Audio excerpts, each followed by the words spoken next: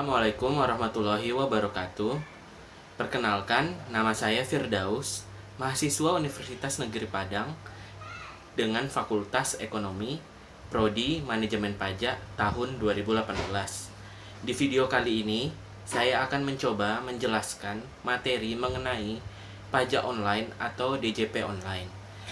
Di materi kali ini, saya akan mencoba untuk menguraikan beberapa submateri. Di antaranya adalah yang pertama yaitu adalah pengertian DJP online itu sendiri.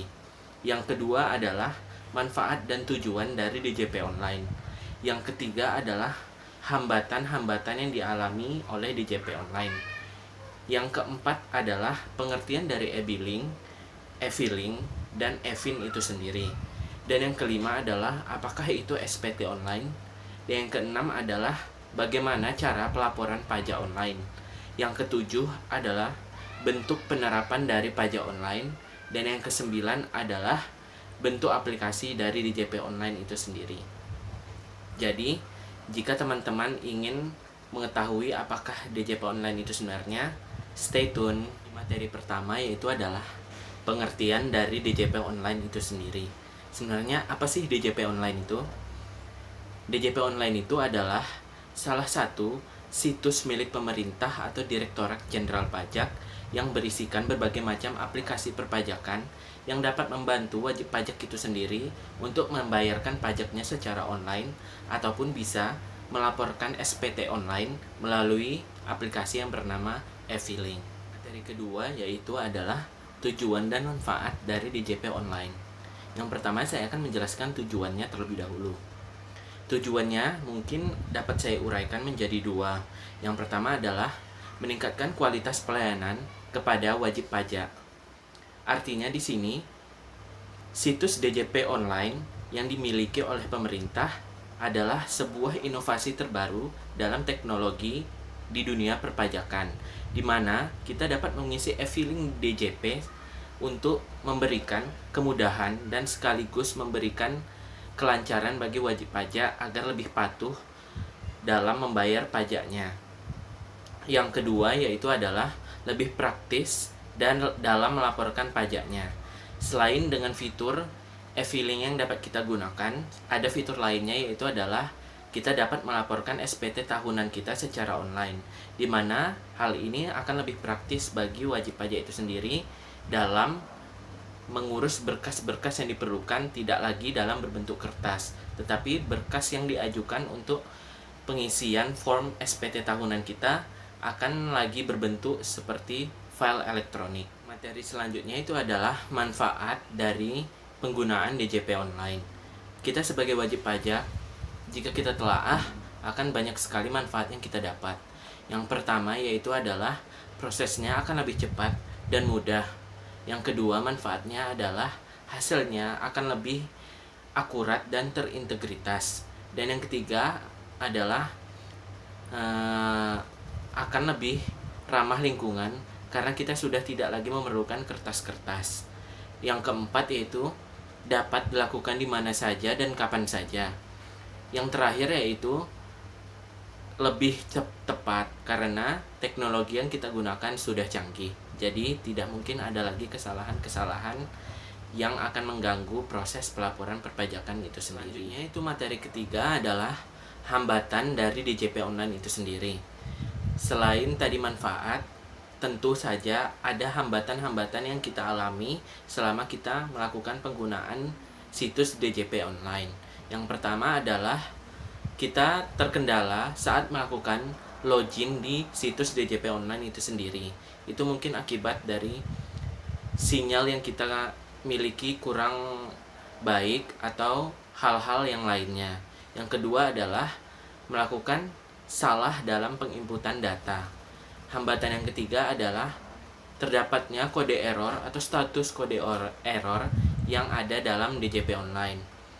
Kendala yang terakhir yaitu adalah pengetahuan dari si wajib pajak itu sendiri. Materi keempat yaitu adalah pengertian dari e-fin, e-billing, dan e-filing itu sendiri. Yang pertama yaitu adalah apa sih sebenarnya e-fin itu? E-fin adalah kepanjangan dari Electronic Filing Identification Number. E-fin ini sebenarnya adalah nomor identitas yang hanya bisa diterbitkan oleh Direktorat Jenderal Pajak yang akan diberikan kepada wajib pajak yang hendak melakukan transaksi pajaknya secara online. Yang kedua yaitu adalah pengertian dari e-billing. E-billing ini menurut Direktorat Jenderal Pajak yaitu adalah sebuah metode pembayaran pajak yang menggunakan nomor billing.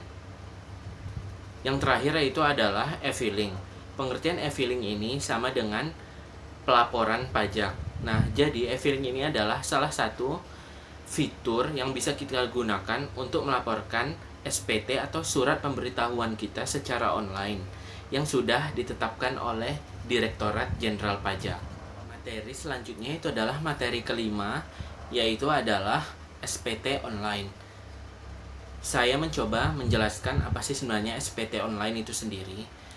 SPT online di sini adalah merupakan bagian dari fitur e-filing yang sudah saya sebutkan di materi sebelumnya.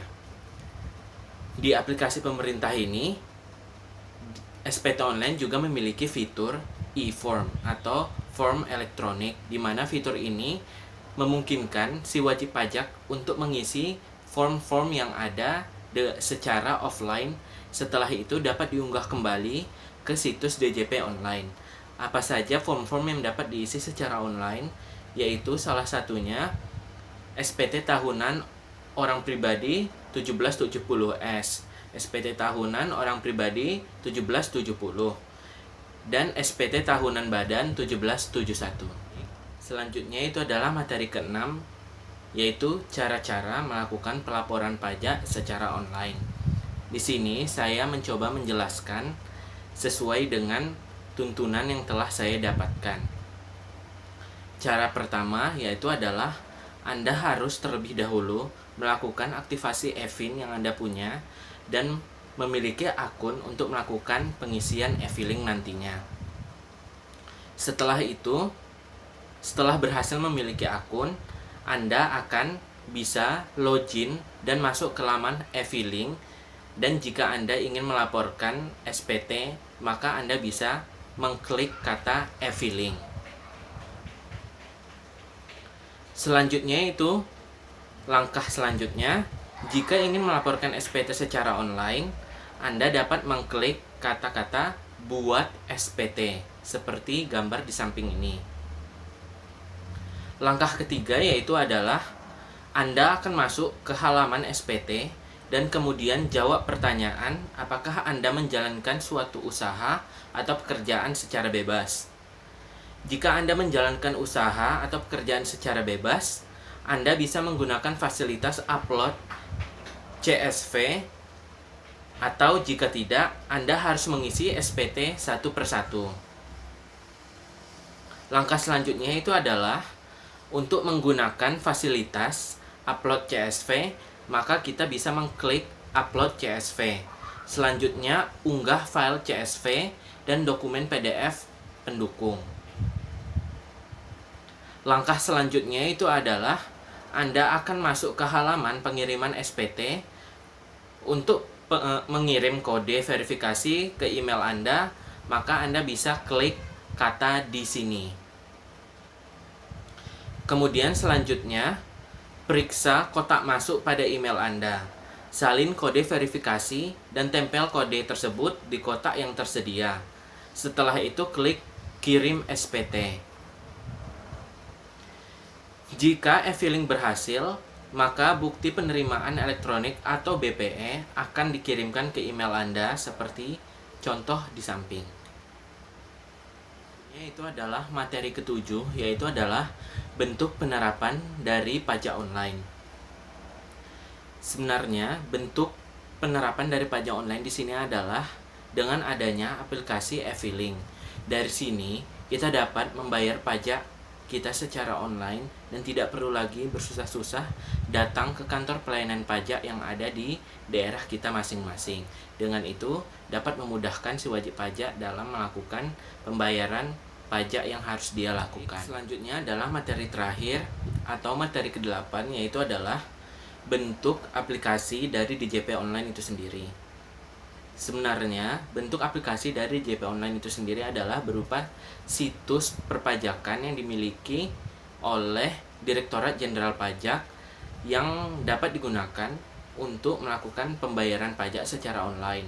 Dari situs ini memiliki beberapa fitur seperti e-filing, e-billing, atau e-form.